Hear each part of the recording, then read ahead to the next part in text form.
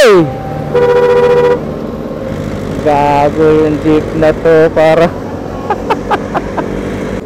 So yun mga kaloji, at pinapaktas natin yung napakalawak, napakalaking kalsada dito sa Metro Manila. So alam na alam nyo na po sa highway. So bago pala nangyari yung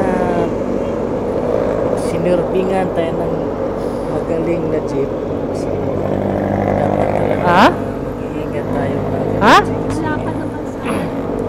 Oh. Hawak ang kanilang mga isip o yung mga Okay. nakuha natin.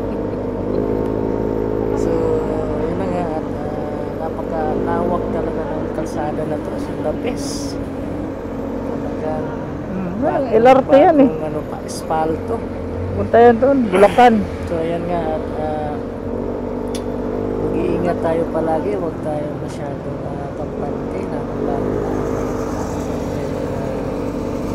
driver talaga na masyadong kamuting kahoy. So, dapat talaga mabilis yung kamay natin, mabilis yung mata natin, takbong pugig lang tayo. Talagang buhay dito sa Maynila, natin mapagbigay, kailangan natin maging kalmado sa daan,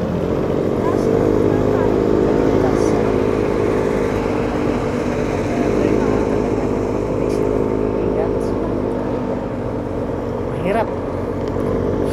Mag-iingat tayo mga kaloji. Ilang ano, station. Hawak ang mga pangyayari dito sa LRT yan, station. Gagong ganda ng MRT. Ano LRT? MRT. Ang laki ng station nito. So, sobrang tagal na akong nakatahan dito sa pangyayari. Ang daming mga nagbabago. Tawag nila ng kumunod. So, naglalawak na naman talaga mga kaloji. Ingat-ingat po tayo.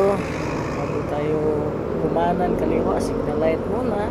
Tingin-tingin din, left right. Sigurado ng sure board na safe tayo mga kaloji sa ating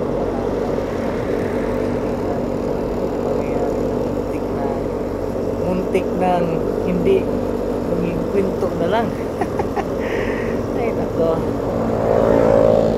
sarap talaga magmaneho mo ganito na luwag, aking kalsada.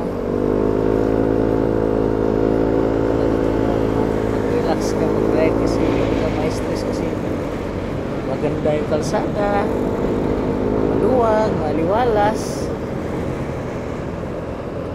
Ingat-ingat. Sigad lang na akala mo natin siya. Sigad lagi sa atin.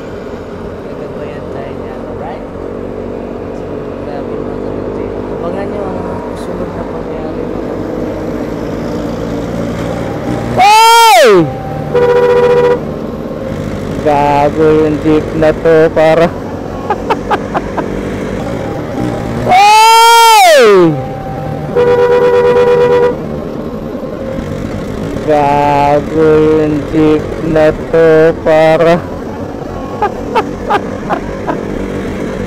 Yan yung mga dapat tinatanggalan ng lisensya. Uy, shit talaga itong mga jeep na to. Ay, kinakabahan ako. Pakanta-kanta lang yung driver, yung ugok. Ay, parang naglalaro lang siya.